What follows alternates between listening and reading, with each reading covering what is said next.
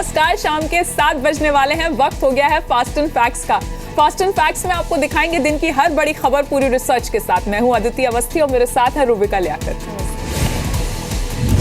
पाकिस्तान की हिमाकत का जवाब देते हुए भारत ने पिछले एक हफ्ते में पाकिस्तान रेंजर्स समेत 15 लोग मार गिराए हैं। बीएसएफ की जवाबी कार्रवाई में पाकिस्तान को भी भारी नुकसान हुआ है। कम से कम जो है वो पिछले सप्ताह से करीब 15 जो है वो चाहे रेंजर्स या मतलब सेना से जुड़े हुए लोगों की डेथ हुई है और इंजरी सिविलियन पॉपुलेशन में भी डेथ एंड कैजुअलिटीज और इंजरी जो है वो लगातार हो रही है। हम तभी जवाब देते हैं जब उनकी तरफ से फायरिंग आती है और जो फायरिंग छोटी मोटी फायरिंग को भी इग्नोर भी करने की कोशिश करते हैं, लेकिन जब उनकी हेवी फायरिंग शुरू होती है तो हम हेवीली रिप्लाई कर रहे हैं। सर्जिकल स्ट्राइक के बाद से अब तक जम्मू कश्मीर में पाकिस्तान करीब 45 बार सीज फायर तोड़ चुका है। 25 अक्टूबर को नौशेरा में पाकिस्तान की गोलाबारी का सेना ने कड़ा जवाब दिया। 2 से 3 पाकिस्तानी सैनिक मारे गए। आरएसपुरा सेक्टर में भी बीएसएफ ने पाकिस्तानी रेंजर्स को करारा जवाब देते हुए उनकी 5 से 6 चौकियों को तबाह कर दिया। 26 अक्टूबर को पाकिस्तान ने अरनिया सेक्टर में गोलीबारी की थी। पलनवाला सेक्टर में आज पाकिस्तानी गोलीबारी में एक नागरिक की मौत हो गई। पाकिस्तान बाज नहीं आ रहा है। सीमा पार से लगातार भारी गोलीबारी कर रहा है। बीएसएफ ने पाकिस्तान को मुंहतोड़ जवाब दिया। पाकिस्तान ने लाइन ऑफ कंट्रोल के पास पल्लनवाला और सुंदरबनी सेक्टर में सीज फायर का उल्लंघन किया। नौशेरा सेक्टर में भी आज सुबह 5 बजे से भारी फायरिंग शुरू कर दी।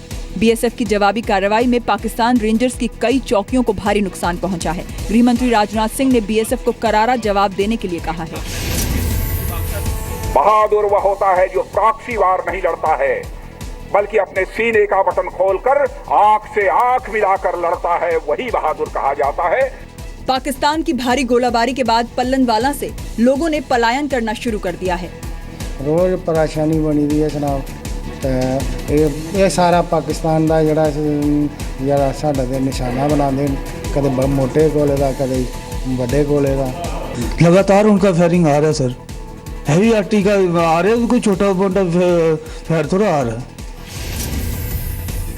26 अक्टूबर को आरएसपुरा सेक्टर में एक ही परिवार के 6 लोग घायल हो गए थे। कल भी नौशेरा सेक्टर में हुई गोलीबारी में 6 लोग घायल हुए थे। प्रशासन ने बॉर्डर इलाकों में स्कूल कॉलेज बंद करने के आदेश दिए हैं। भारी गोलाबारी की वजह से लोगों को राहत कैंपों में शिफ्ट किया गया है। आज आईटीबीपी रेजिंग डे परेड के मौके पर राजनाथ सिंह ने अफगानिस्तान में हमलों को नाकाम करने वाले आईटीबीपी कमांडो टीम को सम्मानित किया।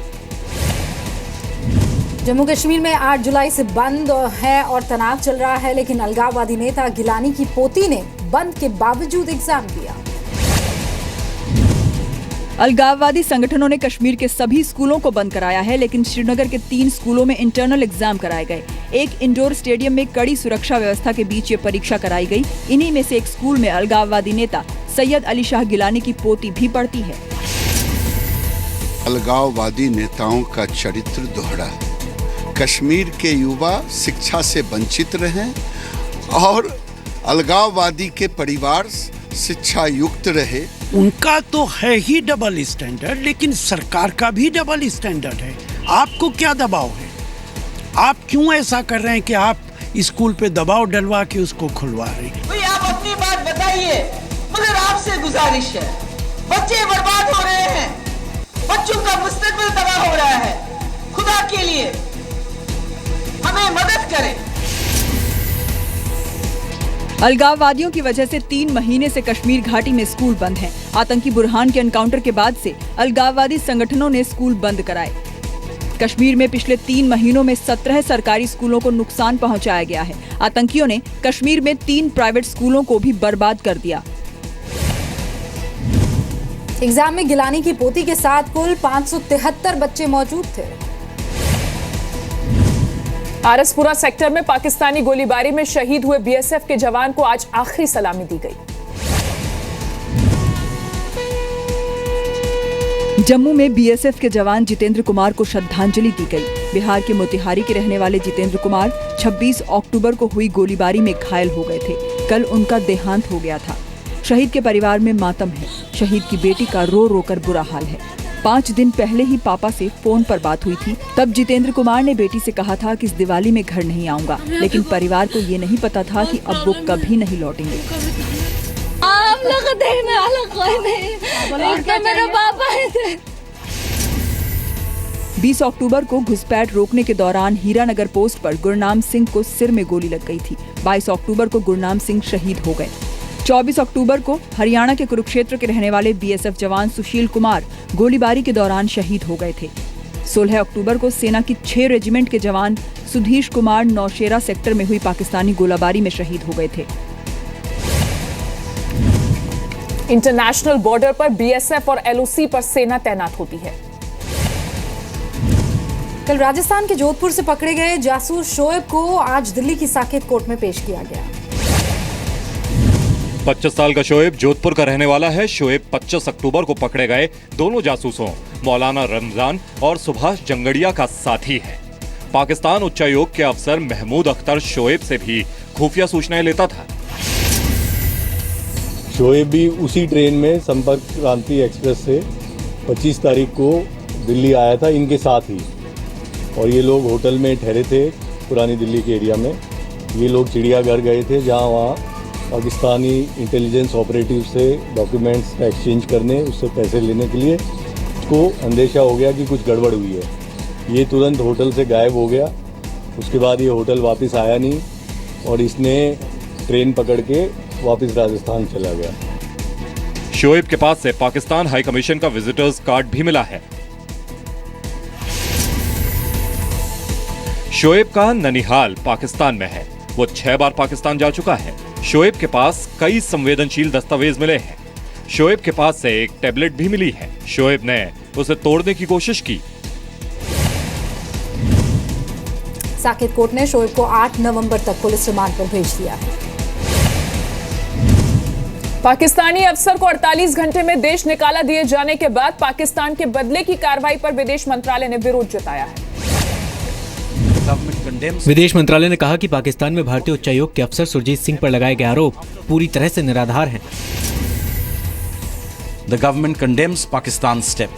It is obvious that the step is an afterthought following yesterday's apprehension of Pakistan High Commission staffer Mahmood Akhtar in Delhi. No justification has been provided by the government of Pakistan except for the completely baseless and unsubstantiated allegation that his activities were not in keeping with diplomatic norms. Pakistan ने कल भारतीय उच्चायुक्त गौतम बंबावले को विदेश मंत्रालय में तलब किया था। भारतीय उच्चायुक्त के अधिकारी सुरजीत सिंह को 29 अक्टूबर तक पाकिस्तान छोड़ने के लिए कहा गया है। भारत ने कल पाकिस्तान हाई कमिश्नर अब्दुल बासित को विदेश मंत्रालय में तलब किया था।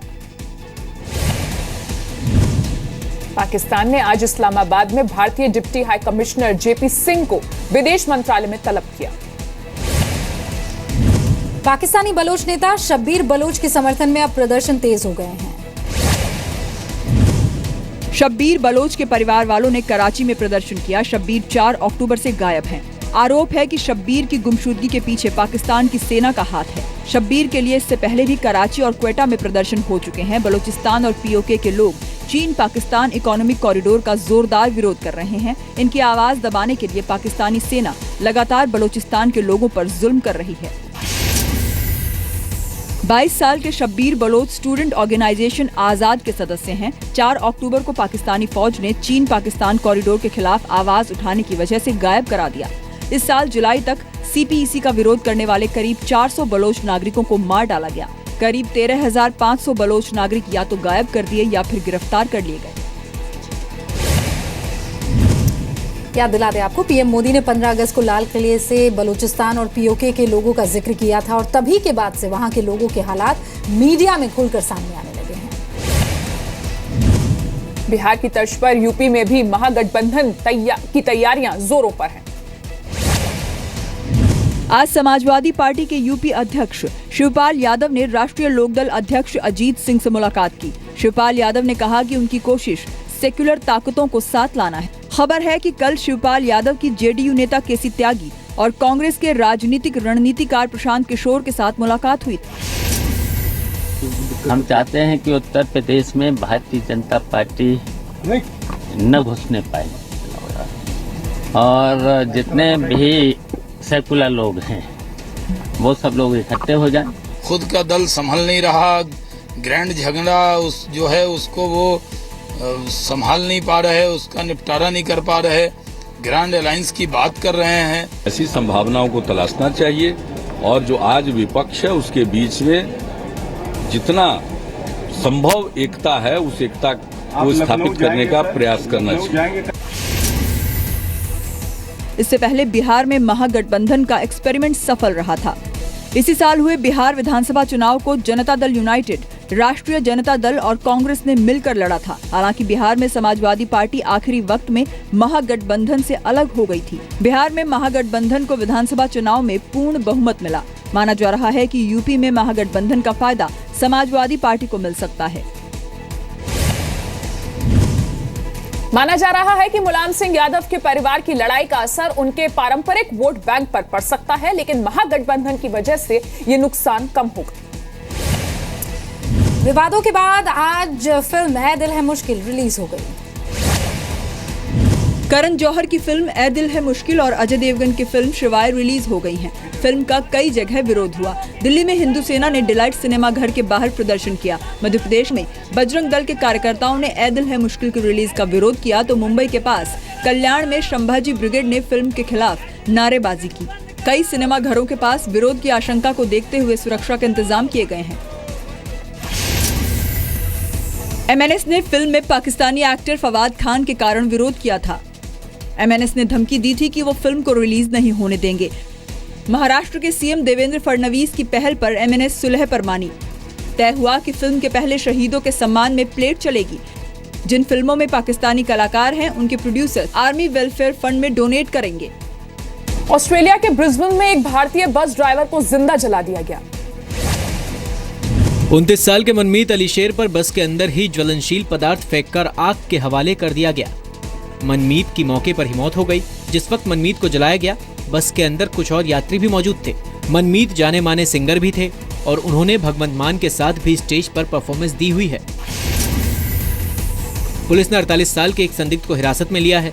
वारदात उस वक्त हुई जब मनमीत ने शॉपिंग सेंटर के पास स्टॉप पर बस रोकी थी। ये वारदात सुबह 9 बजे हुई। पुलिस ने आतंकी घटना से वैसे इनकार किया है। मध्य प्रदेश के रतलाम की मशहूर महालक्ष्मी मंदिर की कुछ तस्वीरें बता रही हैं, क्योंकि यहाँ हर बार की तरह नोटों की गड्डियों और गहनों से इसे सजाया गया है। आज यानी धनतेरस से रविवार यानी दिवाली तक महालक्ष्मी मंदिर करोड़ों रुपए के इन नोटों से सजा रहेगा। इस दौरान भक्तों का हुजूम मंदिर में दर्शनों के लिए पहुंचा है। पिछले साल महालक्ष्मी मंदिर को करीब 100 करोड़ के नोटों और गहनों से सजाया गया था। लोग अपनी श्रद्धा के मुताबिक पैसे और गहने मंदिर में देते हैं। इसके बदले उन्हें मंदिर की तरफ से एक टोकन जारी किया जाता है। भाई दूज के दिन लोग टोकन के बदले अपने गहने और रुपए वापस ले जाते हैं। मंदिर की सुरक्षा के लिए कड़े इंतजाम किए गए हैं।